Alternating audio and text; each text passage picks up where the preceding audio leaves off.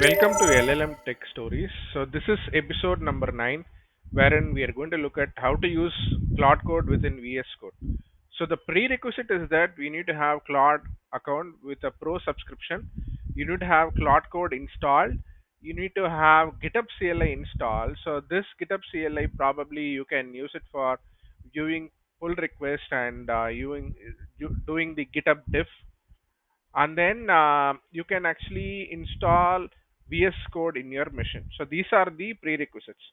So now let's jump into using Claude Code within VS Code. So as you can see, I already have Spring AI repository within my local machine, and I have opened up a README file here. So this is the README for Spring AI within my VS Code. Now, first thing is you need to go to extensions, and then you need to search for Claude. And after you search for Claude, you go to the official extension here provided by Anthropic itself, which is titled as Claude Code for VS Code. So there are a lot of installations which is already done, and it has got 4 ratings here. So you just need to install this extension. So now that you have installed the extension, you can see that there is a particular tab in this yes. So there is a particular tab here, and there is a button here. You can see this is nothing but Claude Code open, and here you can see Claude Code has opened up a panel, and you can use Claude Code from within this panel, and you can interact with your code. So now that I have come here, so what I am going to show you is that there is this particular button, a drop down which shows past conversations with Claude Code, VS Code Extension, and then you can actually start interacting with it. So let me ask Claude Code, how do I initialize Elasticsearch vector store using Spring AI? Can you check my current code base?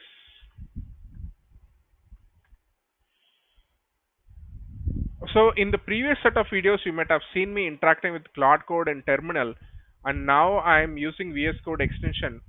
And here you can do the same. You can chat with it, and you can also see that what all it's doing behind the scenes, right? So it is saying that I'll help you understand how to initialize Elasticsearch vector store, and it's doing behind the scenes tool calling. And now after some steps, it has found the Elasticsearch vector store implementation.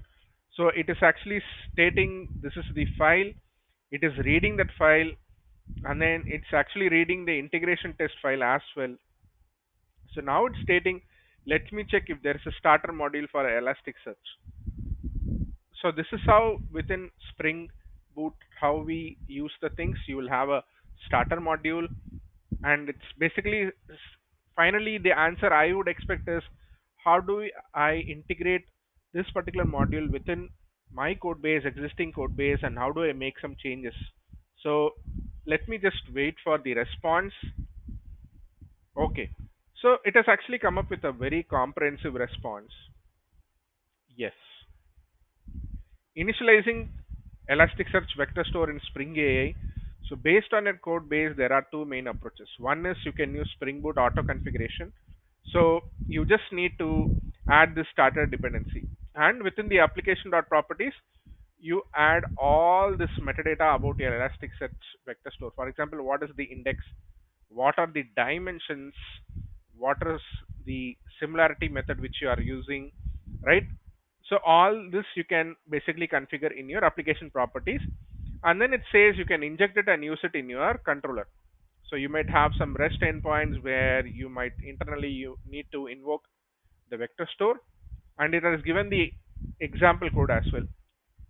So now it's also giving me the second option, which is manual bean configuration. So you can create a configuration class, and then you can initialize the bean methods, and it's also giving me some inputs how to do it, right?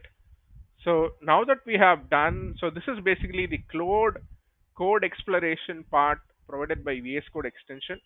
Now let me see what are all the other options present within this.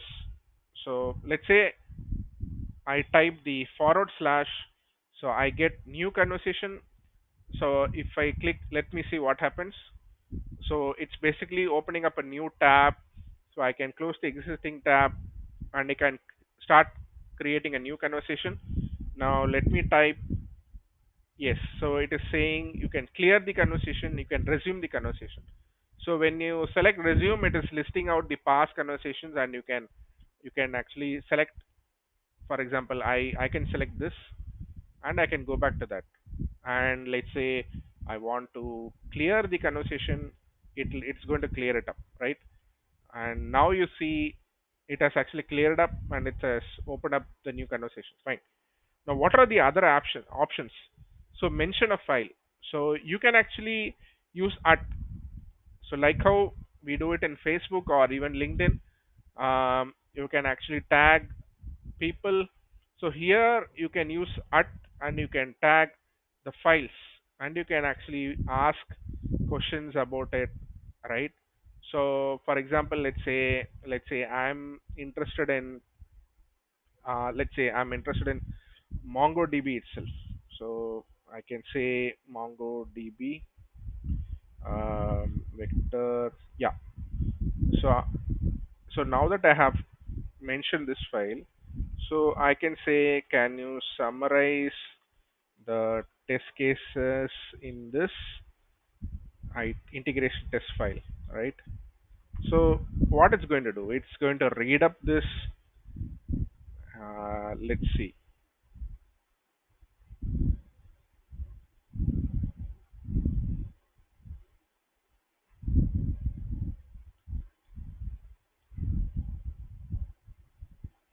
So looking at this file, here is a summary. So it is speaking about the different test cases which is there, right? So that is the other option. You can attach a file. So I can basically kind of attach a file from my file system, right? I can actually give some file and then I can basically ask about that. And what about the next option, which is general configuration, right? So within settings, you can go and make some changes. And then what are the other options? So we can log in. You can actually ask for the status of MCP servers. So as of now, we don't have any MCP servers running. Then you can basically ask about what should be your output styles. So it is like continue in terminal to change output style, or you can just say never mind, right? Then there are many other options. So for example, you can actually select a model. So right now I have selected Sonnet, but there are other models available, the older ones. And then I can basically configure agents. So as of now, once agents are configured in terminal, you can reload the extension. So as of now, you can configure agents within terminal. So I will create a video about agents configuration in a separate video. But basically, this option is present in VS Code extension.